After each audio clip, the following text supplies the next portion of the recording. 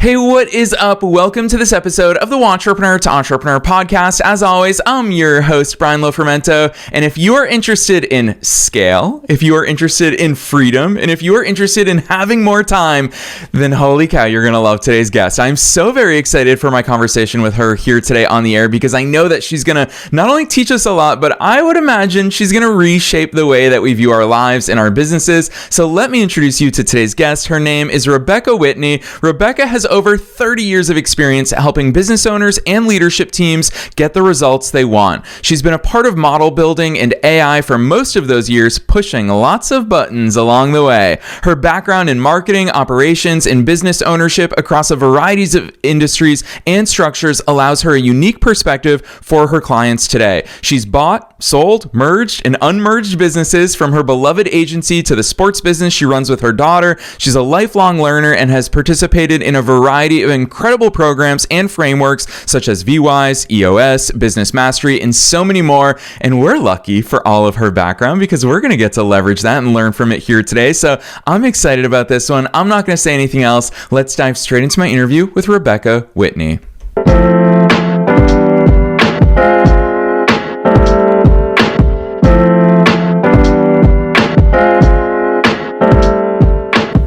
All right, Rebecca, I am so very excited that you're here with us today. First things first, welcome to the show. Thanks, Brian. I'm so excited to be here and spend some time with you. Heck yes, likewise. You and I were already jamming out off air. Fortunately for us, we're pretty local to each other, although you're joining us from across the pond in my beloved Manchester, England. So, Rebecca, a lot of good stuff going on in your life. You've got to take us beyond the bio. Who is Rebecca? How'd you start doing all these cool things? Man, who is Rebecca? That is a great question. So I actually think I got my start because of this incredible opportunity I had to join the military when I was young. And it's something a lot of people don't know about me, but it completely pulled me out of my element and put me into a position where I was learning all kinds of really interesting things at the time about running a post office, of all things. And that seems not like a big deal, except when you think about all that that means. We were managing data, we were managing front-end cash registers, we were running payroll. And, you know, I look back and that season of my life just really cemented curiosity and how things work and how things work together. And then my next role really got me into more of that scalability, project management side. So those things really dovetailed quite nicely together. But that's a little bit about me. Not many people know, without spending some time together, that I actually decided the military was the right way for me to get to college. Yeah, I love that, Rebecca, especially because something I noticed, obviously I interview people for a living, is there are people who take every single experience, even how non-linear that it may feel, and they realize this is setting me up for success. I feel like even in the way you articulated that background information, it sounds like you've constantly just picked things up from every facet of your life, not just business. And so I'd love to hear more about how that's played into the way that you, of course, do view business, because a lot of people are tuning in today wanting to get ahead, and you help deliver those results for so many people and businesses that you work with. What are all those dots and connections that you've picked up along the way that have served you?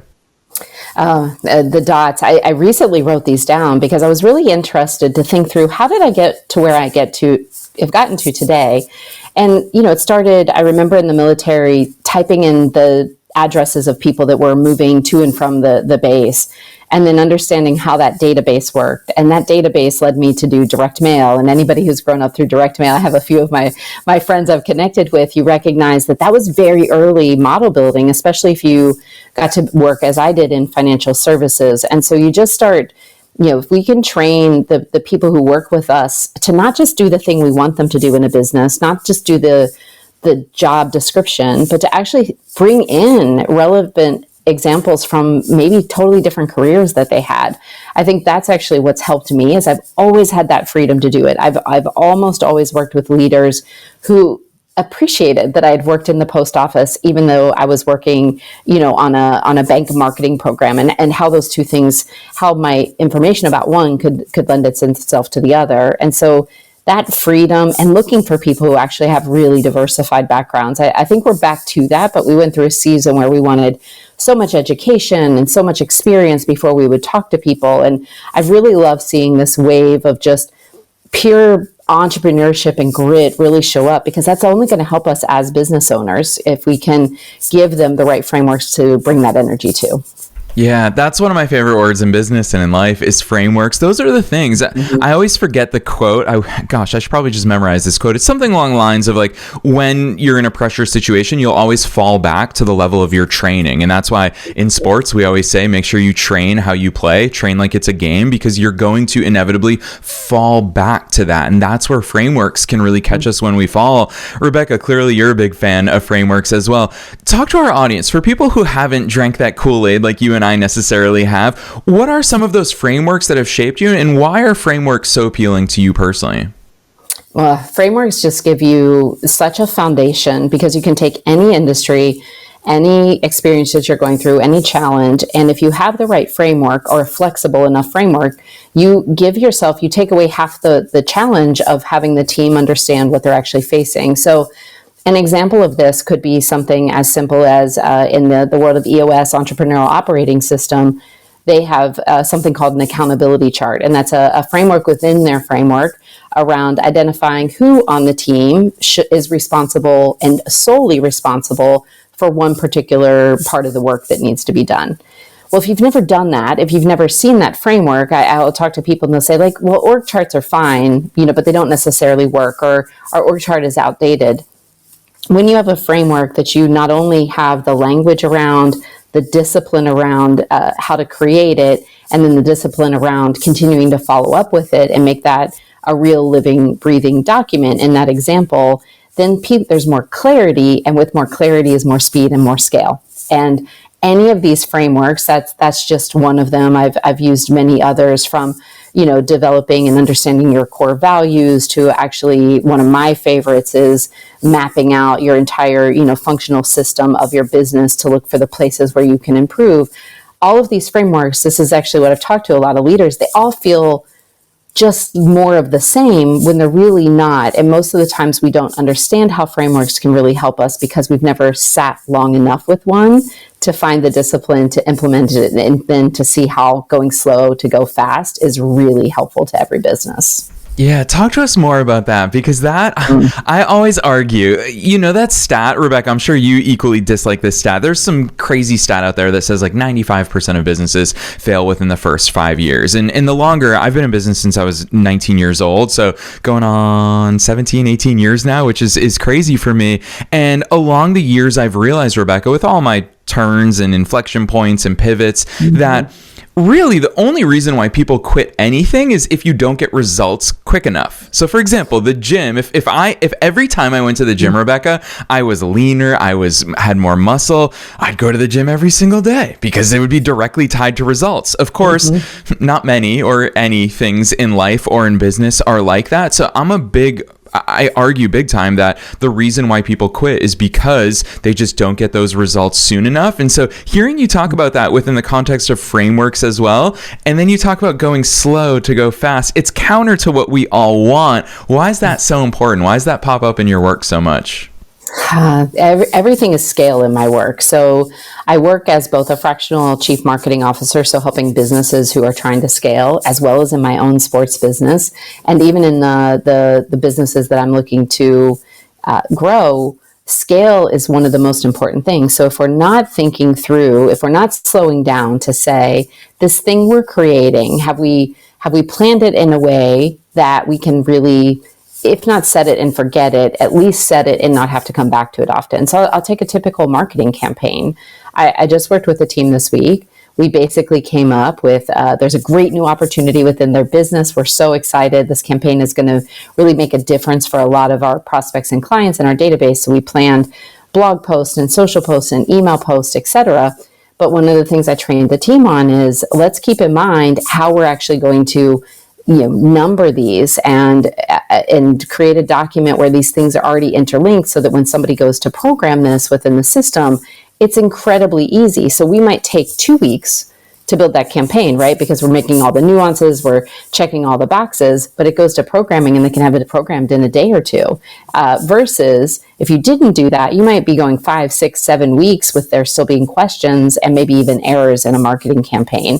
And as you know, most businesses don't want errors, right? We're looking for that scale, not for the errors. And so going slow to go fast, I've seen it in almost every part of the business, that when somebody is trying to push the team to go faster, and especially faster with more things to do, the team is actually doing far less than they could and taking longer to do it, and they're frustrated. So you create also this cultural side effect. It's almost like a second emergency in the system around people just being worn out, and not feeling like they're contributing at those same levels. So, man, when we go slow to go fast, use frameworks, give ourselves the right amount of time to see the results, and bring the team along for that ride and have them be a part of it, it can be really powerful mix for a business. Yeah, for sure. Which, of course, part of that mix is very much what you do at Advisory 9, because you're already talking about creating a culture and leading from the front, and obviously systems that can support our teams and having them in place. So listeners are probably not as familiar with Advisory 9 as I am ahead of today's conversation. So Rebecca, introduce us to what is Advisory 9? How did it come about? Because I would imagine it's the culmination of so many of your experiences. And what is it that you focus on there? Yeah, we really do focus on scalability. So I was a part of a team that actually helped grow that business from a business we are part of from $12 million to almost $100 million in just under 5 years. And that sounds great, except it was really tough. And it was tough on the team. There was a lot of ways that we grew that weren't, they could have been even kind of bigger growth. We could have grown faster. We could have grown it and gotten to a higher level. And so I took a lot of that experience on top of the frameworks experience and as a part of a other group of other fractional CMOs, and said, what do businesses need? They don't need another agency. There's agencies everywhere. And often if they have the teams, those teams don't necessarily understand all the opportunity that there is in marketing and systems and scale. So becoming a fractional chief marketing officer was the first part of Advisory 9. And that was really coming in and advising across those scalability systems. So what's interesting is I come in, I lead teams, I'm sitting on leadership teams, I am helping to craft the strategy for the business and those other level things that most agencies don't. But what grew out of that, which is exciting because this is where Advisory 9 is going next, is the need for maybe a company isn't ready to hire a chief marketing officer, whether full-time or even fractionally, but they want to understand the frameworks and systems and how do they really go about getting that scalability out of their business? How do they really get to those 10x or 20x growth goals?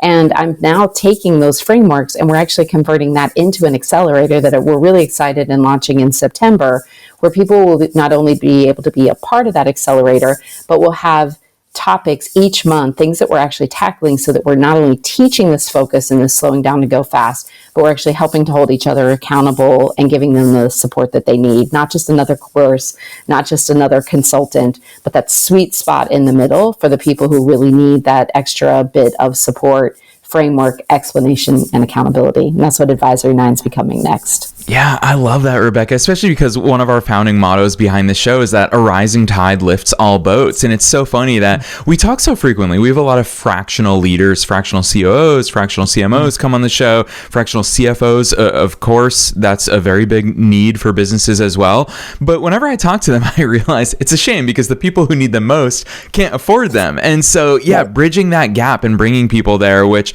I'm very excited about what the future holds for all of us in 2020, the second half of 2025 and beyond, because Rebecca, I actually think that we're at this really exciting time in business and in life where there's a somewhat more even playing field than there's ever been in the past. I remember when I started my first business in 2008, which was a soccer blog covering the English Premier League. Really, part of my advantage was just I was early to the game. SEO was so much easier back then. WordPress was very difficult to use, so there weren't as many blogs out there. So I had to figure out PHP and CSS and how to do things with JavaScript, and that wasn't as attainable for everybody. Of course, with AI now, everybody can pretty much develop anything. What is that? Obviously, that's just shifting where the priority value is for different people, and that now we don't value per se, maybe if you can program in CSS and PHP, now we might value strategy and fundamentals and value more. How do you see AI forcing us to shift in where that value add comes from? AI is shifting everything, and I love how it's making us think through just how we go about that. It's almost bringing us to this point where we realize everything that we've done before can and should be questioned on occasion. I think that at a fundamental level, AI is helping us to do that. And so we're asking questions differently. We're thinking about our work differently. We're thinking about how we utilize this newfound tool in order to really help us all work at the top of our license, which is a phrase we used in healthcare marketing, like a doctor, right? We want all of us working at our absolute best possible use, and really bringing in, and if that happens to be for people who are creative, to help us be even more creative, if it's strategic, to help us be more strategic. And I think that it's going to really have this revolution, and I've talked about it, like the more freedom we can give our people to really be exploring AI in every way, while we also as business leaders are looking at all the ways that we should be pioneers for our business or in our industry around AI. It's when in a couple of years those two things come together that the businesses that have got that right are really going to just be able to scale, explode well, if you will. And I'm really eager to see that change. I think people are becoming more technically savvy, more technically open, more willing to have conversations to expose the work that they're working on and ask for help, be it of AI or of others.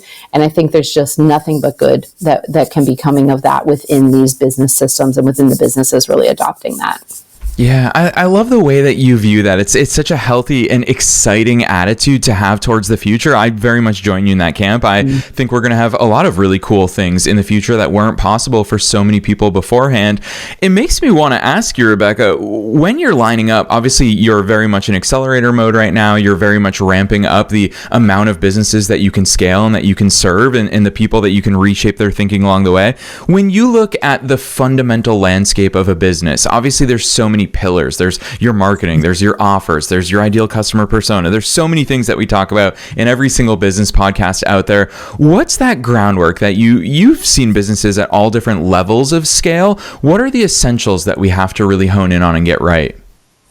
I would have said a different answer not very long ago, and it really has shifted lately, because I see one of the biggest challenges for companies is not having a real understanding and a real commitment to their product and what they're selling. And behind that is all kinds of things: why they're selling it, what the future of what they're building is, who their ideal customer is. But when you don't understand what it is you're doing and what value it is you're bringing and why that's unique, either to your particular customers, your particular geography, nothing else you put on top of that, even strategy, which would have been my answer a few weeks ago, was strategy.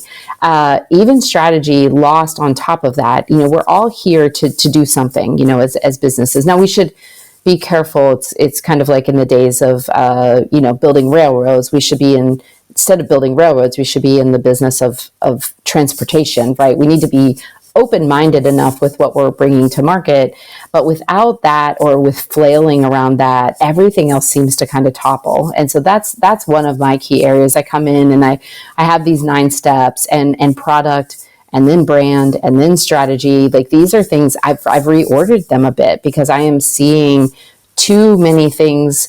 We get the brand right, or we get the client voice right, and then we aren't really clear on what we're selling, or we're changing it so much the clients can't keep up with it, and they don't understand what value, and they'll move to somebody who is really, really clear about what they do and why you should buy from them. And if you'll watch even in your own behavior, you're probably buying in the places, business to business or business to consumer, in the places where you get it. You get why you need it. You get what it does different than anything else. And I think that is a piece that I maybe didn't have the appreciation of until working in a product tech business over the last few years. And then now, as I'm taking this and talking to more clients, I actually see that being a challenge, because they're not thinking of themselves as a product business. And I think that's a big opportunity.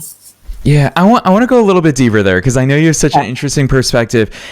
To me, that's a big mindset shift. And I know that for listeners, for all of us as entrepreneurs, it's very easy for us to look inward and to ask ourselves questions and to feel like our business is going to succeed or fail because of us. And hearing you talk about it being a product-based business, well, one, for me, it kind of takes a lot of the load off my shoulders, where I'm just like, cool, this is its own independent thing. This is a thing that I'm building and putting into the marketplace. But then two, when I think about building a product, what I think is, well, I want to build something that people want. So, of course, let me go talk to the very people that I mean to serve, which reminds me, and I think it's an important reminder, that the answers come from the market. And I think that that's such an important thing. But it is hard for us as entrepreneurs because we do like to problem solve. We do like to tinker. We do like to believe that we have all of these answers. How do you play that out? Because I'm sure you work with so many different founders that believe the answers come from within. Yeah, I think that I do. And I work with a number of people who they're working in multiple businesses. They're actually creating. And I think that's what's interesting is, are you bringing and creating chaos within one organization, or are you actually creating different things that you're interested in? So I say to all the entrepreneurs out there, to all the ones that are, kind of, the rabbit chasers and the constantly seeking and learning and trying to do new things, that keep in mind, we can be incubators, if you will. We can explore, and do those things. But at the point that you have created an entity that its intention is to serve clients, and to do that, you have people working on your team, that is no longer you, and you have to bring some stability to that. You have to bring some structure, some frameworks, coming back to the frameworks, that allows them to really build and bolster that and grow that scale within it. And you have to take those things that you're interested in and really either have a really solid leadership team that's helping make sure not every new idea is getting in there without being vetted and understood a bit more, or you have 2 or 3 other ventures and different places that you're expending that energy. And so it has been, because I'm a visionary, right? I'm always looking for something new to do.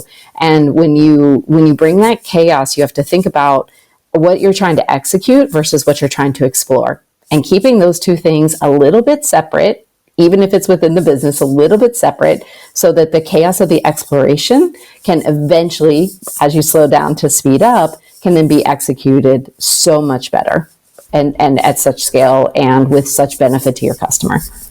Rebecca, hearing you talk about these things, it almost feels like so many of them are dichotomies, and the fact that you are clearly an and type of thinker, that you understand that all of these things can exist together, and they do exist together. To me, it's so revealing about the way that you grow and run Advisory 9, because that's something that really stood out to me in your messaging on your website, is the fact that you talk about scale, but you also talk about freedom. You talk about time, but you also talk about productivity. You talk about all of these things that seem like counter-opposing forces, but you tie them all together.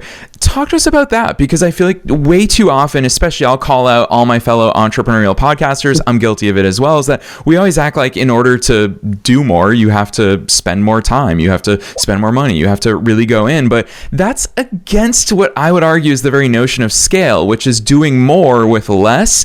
How do you shake all these things out in a world that it seems like such a dichotomy? It's a lot of fun to do it. And I'm glad you noticed that, because I do think I'm a walking contradiction in a lot of places. But if when you think about what you want out of your business, and that should be and is different for all of us, right? Somebody, and people throw out freedom, but I would argue, let's make sure you know what freedom you actually mean. Is that freedom to travel the world? Is that freedom to have X amount of money? Is that freedom? What does your freedom look like? And often, once you really think through what is somebody's definition of that thing, they're actually not necessarily opposed. They just haven't clarified that. So for me, scalability is the most fulfilling way to earn that freedom. Because if I'm scalable, that means that something, whatever I built, can run on its own for some period of time. And of course, the more that it can run on its own for the longer period of time, the more scalable something is. And so when I look at that and I say, scalability should bring freedom to everybody in the ecosystem. If you're scalable, if you have you bring in a new customer and there's an automation and things are just clicking, and the customer feels like they've really gotten the value and they've been communicated with, and you've done that in a way that you don't maybe even have maybe a human in it for some period of time. It is creating that value chain all around and saying, how can we lean into these amazing tools that we have between automation and AI, but also never lose that sense of what we want and what our customers want and what our employees want. And I don't think they're in contradiction with each other when we really take the time to find and knock down these things. In Tony Robbins' world, they call it fix it forevers, right? Find these fix it forevers, fix it forever so that thing now becomes more scalable, so that people are happier and more content. And so I do see them playing really nicely. And it actually probably comes from me watching people think that you couldn't have scale and have fun, that you couldn't have freedom and have a lot of employees. And I just don't think any of those things are really in opposition to each other. Yeah, so well said. And I tend to agree with you. And I really appreciate those insights. Rebecca, I want to squeeze in a personal question really quickly while we're here on the air together, because time is flying by with you. And just knowing from our off-air conversation that you obviously are a multipreneur as well. You have different businesses in your portfolio. And even hearing the way, just obviously today we're mostly talking about Advisory 9, but it's so clear to me that you think of everything in your life and your business portfolio intentionally and strategically. So the personal question is, I'd love to know what your personal executive time looks like. Where are you carving out the time, and what sort of questions are you asking yourself to ensure that everything is moving so intentionally and strategically forward? Yeah, there's a great gentleman I follow called Keith Cunningham, and he talks about scheduling thinking time. And I've really tried to get disciplined around having thinking time around my businesses and around my individual clients. And that is all what is leading me to this accelerator, because it is recognizing that us as business leaders don't often have the time and space where we're really given freedom and permission to really step back and think about our businesses. And so I try to make sure to invoke a lot of fun in my life. I travel, I read, I do improv, I play sports. I try to make sure that I'm balanced that way. But when I'm serious, I'm serious. And I want to spend that time not just doing a to-do list, not just checking off the next thing, but stepping back and just giving myself real thinking time, real time to come up with new ideas. And so for me, if I own just one business, that might be a little bit easier. I could schedule, a bit of thinking time for that one business. In my case, I'm divvying that up across, my multiple businesses that I have and my clients, but it's helped me start seeing these, I won't call them frameworks quite yet, although they're becoming, but it helps me see these patterns that I can bring to others and say, hey, let's step back and think about your business and let's just really focus on one thing. And, let's not focus on everything. Focus on one thing, help get it to a new place, and then let's move together, focus on the next thing together. So that's not only how I feed my executive soul, but how I'm hoping to help feed others as well. Ooh, I so appreciate those insights, that transparency, Rebecca. And yes, scheduling thinking time. It's something that everybody who listens to the show knows that I'm a big sucker for Sunday coffee dates with me, where I just go to a coffee shop. And you're right, I just think. And sometimes that means my Kindle is next to me and I'll just flip a few pages of a book that really inspires me. But then I just sit down and give myself that room to explore. Whatever may pop up, whatever doesn't pop up, I'll start filling that void. So I so appreciate those insights. Rebecca, you've heard a few episodes of our show, so I'm going to put you on the spot one last time here at the end, and that is to ask you, what's your number one piece of advice for listeners? Knowing that we're being listened to by both wantrepreneurs and entrepreneurs at all different stages of their own growth journeys, and also knowing that you and I touched on so many important topics here today, what's that one thing that you want to leave them with? Yeah, and this is going to maybe seem trite and others may have hit on it, but it really is, the entrepreneur journey it isn't, but it can feel lonely. And I love lately really leaning into AI in whole new ways. If there's any challenge I'm trying to work through and I'm not quite ready to talk to somebody else about it, or I don't quite have it evolved, I am having that full-on conversation with an AI agent. In my case, I use a couple of different ones because I just like to push buttons. But that has been one of the biggest changes in my mindset and my ability to stay curious and my ability to keep the energy up, is really leaning into that. And I had somebody say, oh, you're talking to it just like you talk to a human, turning on voice mode. And I was like, of course I do. And that would be my advice. Get in there. If you haven't opened it up yet, if you have, but you're doing the same old copywriting things, think about it as a partner, as somebody that you are getting advice from, that you're bringing kind of those deeper questions, and you would be amazed what you can actually accomplish there. Yes, so well said. Very important advice. And Rebecca, yeah, in over 1,200 episodes, we've heard so many different pieces of advice. All of them are important for us to hear, not just once, but literally every single day, which is precisely why we're a 7-day-a-week show these days. So, Rebecca, I'm so grateful for you showing up the way that you have, and incredibly grateful for the way that you serve other business owners. You know how much I love entrepreneurship, and I'm so grateful that you very much share that value with me. And we believe that this is the path that we can solve a lot of problems for society, not just ourselves on an individual level, but for communities, for literally all of society. So there's a lot of exciting stuff going on in your world. I'm excited for listeners to go deeper. So for people who want to check out all the good stuff going on, drop those links on us. Where should listeners go from here? Advisory9.com. It's just a number 9. You will find all the information there, including information about our new accelerator, information on how to get in touch with me around any fractional CMO. And we even do free 30-minute marketing therapy calls if that's all you need right now. So just advisory9.com is great. And on socials everywhere, RebWhi9, REBWHI, and the number 9. Yes, I love how easy you make it. And listeners, you already know we want to make it as easy as possible for you to find those links down below in the show notes, no matter where it is that you're tuning into today's episode. Although it is super easy. Advisory9, that's the number 9, advisory9.com. You'll find a whole lot of goodness, including some free guides. Trust me, you want to check out all the great stuff that Rebecca and her team are putting into the world. So advisory9.com, you can click right on through from the show notes. Otherwise, Rebecca, on behalf of myself and all the listeners worldwide, thanks so much for coming on the show today. Thanks, Brian, for having me and for all that you do to bring these important messages and people to the world. I'm just so thankful. Have a great day.